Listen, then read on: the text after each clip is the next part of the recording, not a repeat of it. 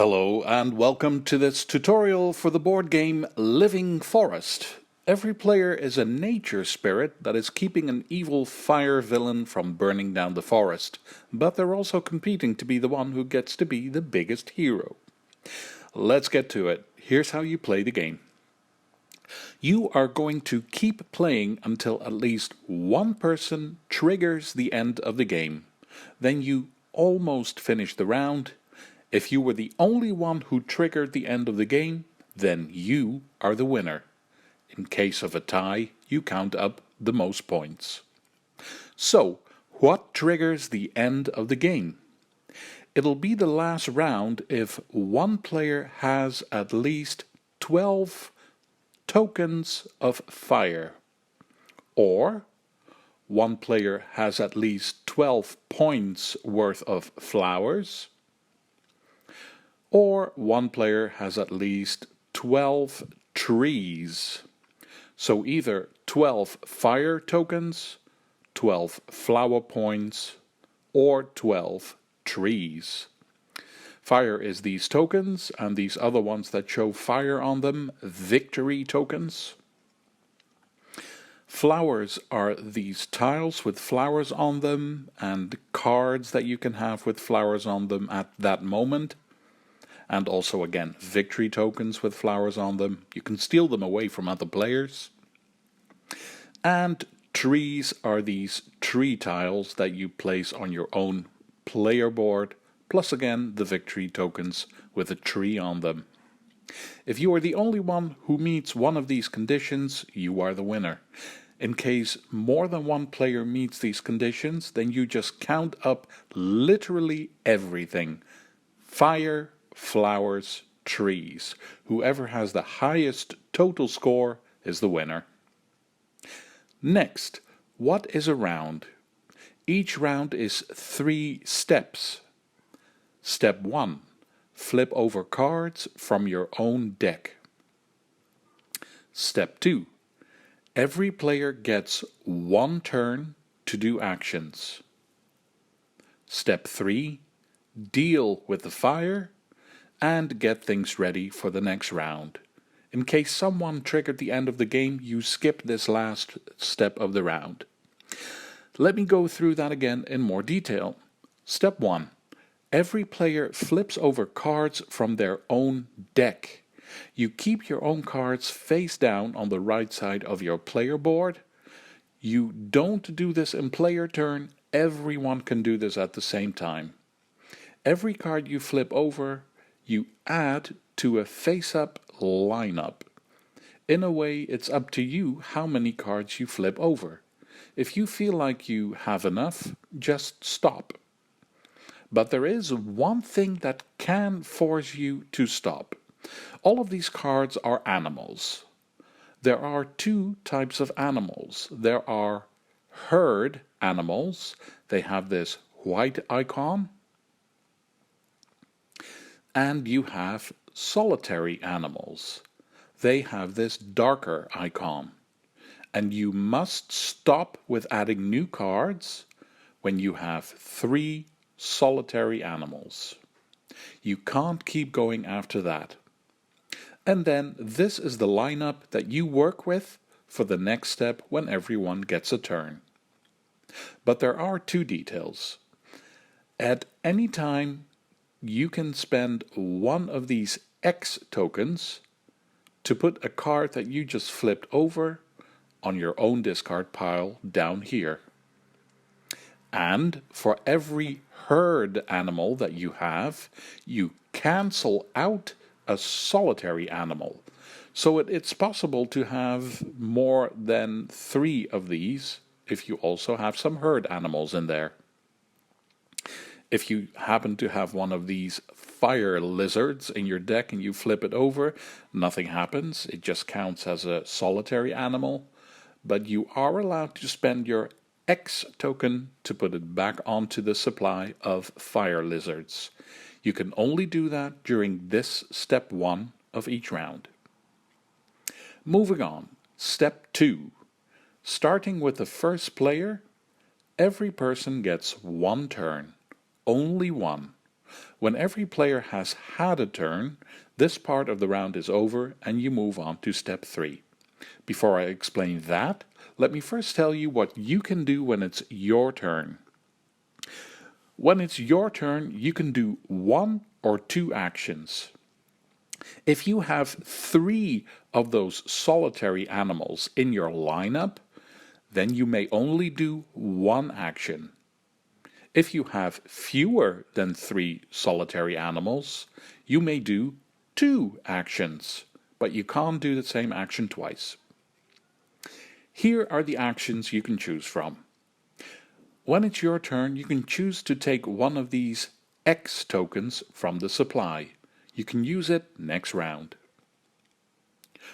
Or, when it's your turn, you can choose to count up all the sun icons that you can see on your cards and on the tiles that you have placed on your own board, and use those to get 1 or more cards from here to add to your deck.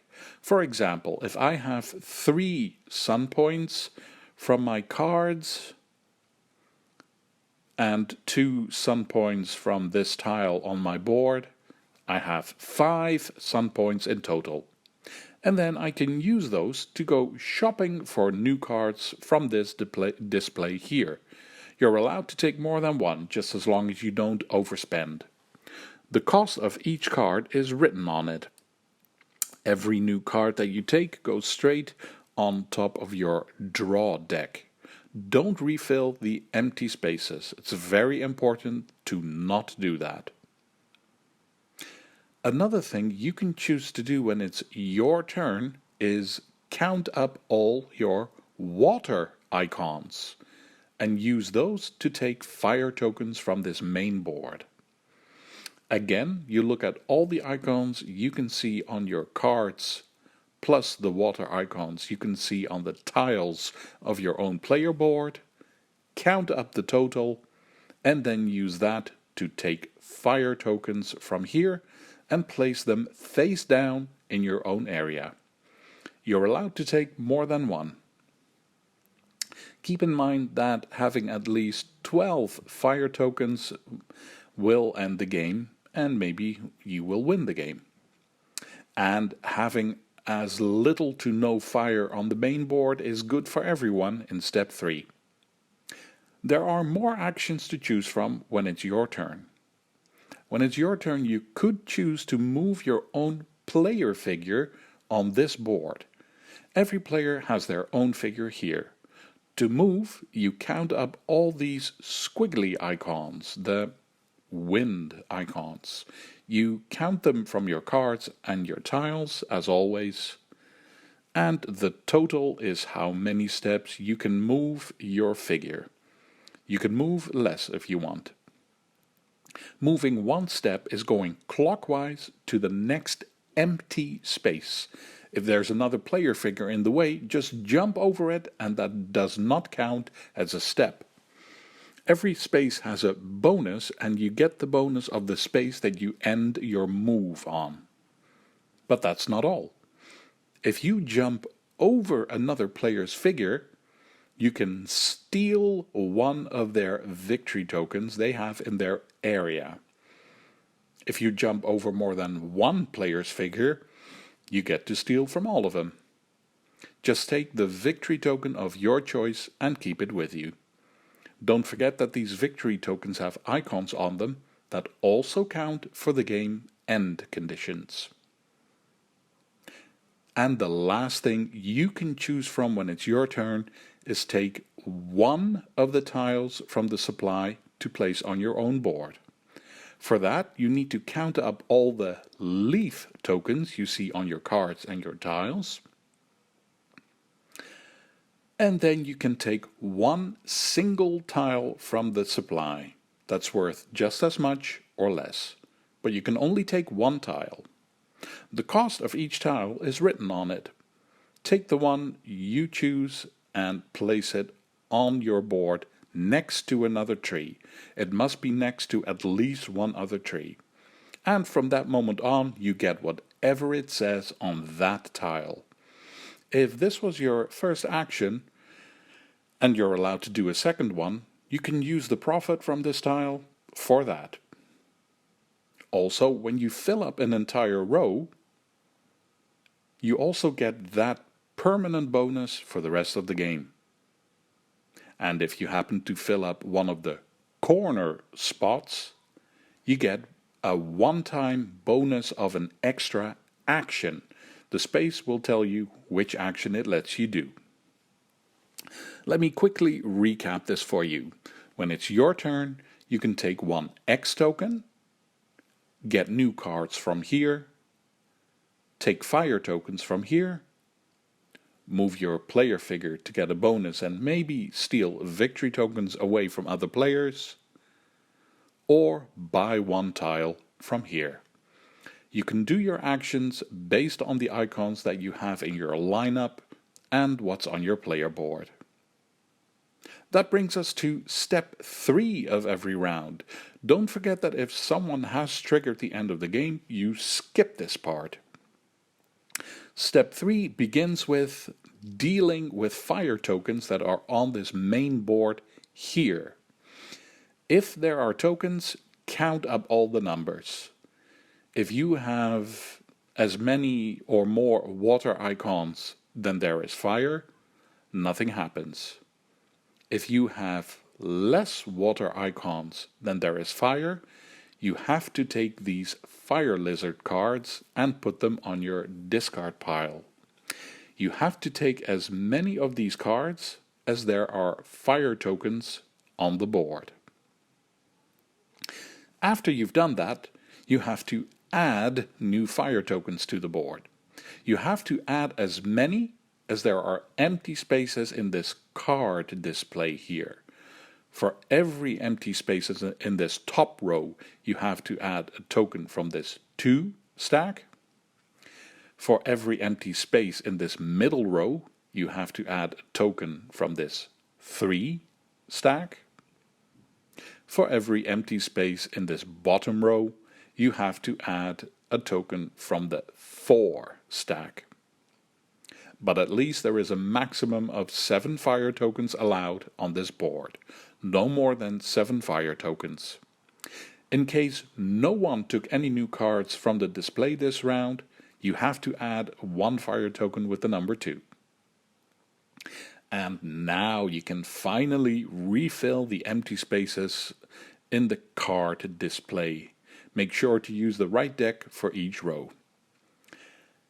You take all the cards from your own lineup and put them on your discard pile. And the first player passes this marker to the player on the left to start the next round. I have only one last detail and then we're done. You also have this tile in the supply.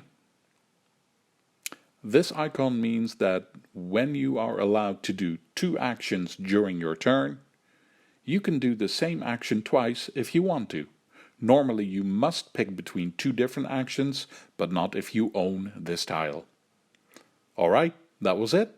This is how you play Living Forest. I hope everything was easy enough to follow and that you'll enjoy it when you play it. Thank you for watching. Feel free to leave a comment and see you for the next one.